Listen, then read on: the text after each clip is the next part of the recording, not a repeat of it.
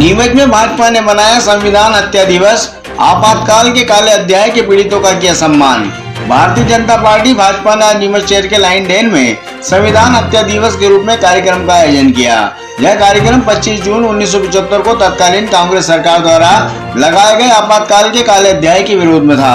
इस अवसर पर आपातकाल के दौरान मीसाबंदी रहे उन लोकतंत्र सेनानियों का सम्मान किया गया जिन्होंने उस दौर में हुए अत्याचारों और पीड़ा को झेला था। कार्यक्रम में मध्य प्रदेश के उप मुख्यमंत्री जगदीश देवड़ा, स्थानीय विधायक दिलीप सिंह परिहार, जावद विधायक ओम प्रकाश सकलेचा, मनासा विधायक अनिरुद्ध माधव मारू, भाजपा जिलाध्यक्ष वंदना खंडेलवाल, जगदीश अग्रवाल, महेंद्र भटनागर और हेमलता धाकड़ सहित कई गणमान्य व्यक्ति मंच पर मौजूद रहे। कार्यक्रम की शुरुआत अतिथियों द्वारा आपातकाल के दौरान अत्याचारों को दर्शाती एक प्रदर्शनी के अवलोकन से हुई। इसके बाद लोकतंत्र सेनानियों से मुलाकात की गई। मंच पर भाजपा के पितृपुरुष और भारत माता के चित्र पर माल्यार्पण और दीप प्रज्वलित कर कार्यक्रम को विधिवत शुरू किया गया। जिलाध्यक्ष वंदना खंडेलवाल ने सभी अतिथियों का स्वागत किया। इस अवसर पर लोकतंत्र सेनानियों और मीसाबंदियों को सम्मानित किया गया जिन्होंने कांग्रेस द्वारा अपनी इच्छा पूर्ति के लिए देश पर थोपे गए आपातकाल के दौरान अभूतपूर्व अत्याचार सहे थे। वक्ताओं ने याद दिलाया कि कैसे कांग्रेस ने अपने कार्यकर्ताओं और स्वतंत्रता सेनानियों के साथ भी दुर्व्यवहार किया। कई लोगों को उनके घरों से निकालकर जेलों में डाल दिया गया था। नेताओं ने जोर देकर कहा कि वह काला काल देश के इतिहास में संघर्ष और बलिदान का प्रतीक है जिसे कभी भुलाया नहीं जा सकता।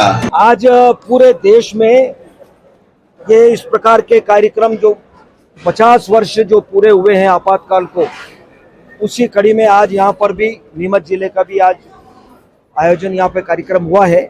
सारे हमारे जितने भी स्वतंत्रता संग्राम सेनानी, लोकतंत्र के सेनानी हैं, वो सब आज यहाँ पर आए हैं। हमारे पार्टी के कार्यकर्ता भी आए, पदाधिकारी आए और उसी कड़ी में मुझे भी यहाँ भेजा गया। हमारे उज्जैन से आदरणीय जगदीश अग्रवाल जी हमारे अतिथि के रूप में आए हैं और यहाँ पर हमारे माननीय विधायकगण सभी ओम प्रकाश सकलेचा जी, माधव मारू जी, दिलीप हमारे परिहार जी और भी हमारे सभी पदाधिकारी हैं।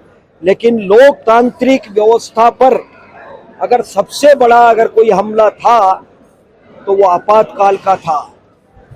केवल सत्ता प्राप्त करने के लिए गांधी और नेहरू परिवार ही सत्ता में रहे, सत्ता के बाहर हम न जाएं, इसके लिए उन्होंने जब चुनाव में वो जीत गई इंदिरा गांधी और राजनारायण जी ने जब याचिका लगाई तो याचिका की सुनवाई होते होते 2 साल बाद उस याचिका की सुनवाई हुई और उन्होंने निर्णय दिया।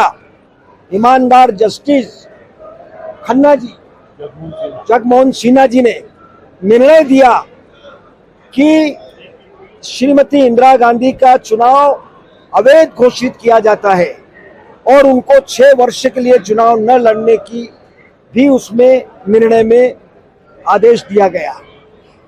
लेकिन संविधान को ताक में रखकर, इलाहाबाद हाईकोर्ट के निर्णय को ताक में रखकर उन्होंने 25 जून 1975 की रात उन्होंने राष्ट्रपति से चुपचाप हस्ताक्षर करवा करके राष्ट्रपति से आपातकाल घोषित करवा दिया और निर्दोष लोगों को, लाखों लोगों को, हजारों लोगों को जेल में, निर्दोष लोगों को ठूस दिया गया, जबरन उनको ठूसा गया।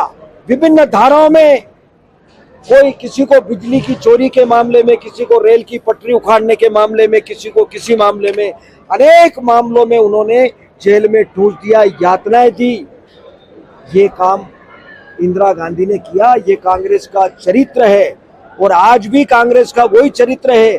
इसलिए जनता के बीच में, पार्टी के नए कार्यकर्ताओं के बीच में ये बताना आवश्यक है कि लोकतंत्र पर कितना बड़ा प्रहार कांग्रेस ने किया। ये कांग्रेस का काम है। जहां जहां कांग्रेस की सरकारें हैं वो आज भी उसी चरित्र पर काम कर रही है। ये कोई नया काम नहीं है, कोई बदलाव नहीं है कांग्रेस में। और निश्चित रूप से इसीलिए जनता ने, पूरे हिंदुस्तान की जनता ने भारतीय जनता पार्टी पर विश्वास करके यशस्वी प्रधानमंत्री नरेंद्र मोदी जी को प्रधानमंत्री के पद पर बिठाया।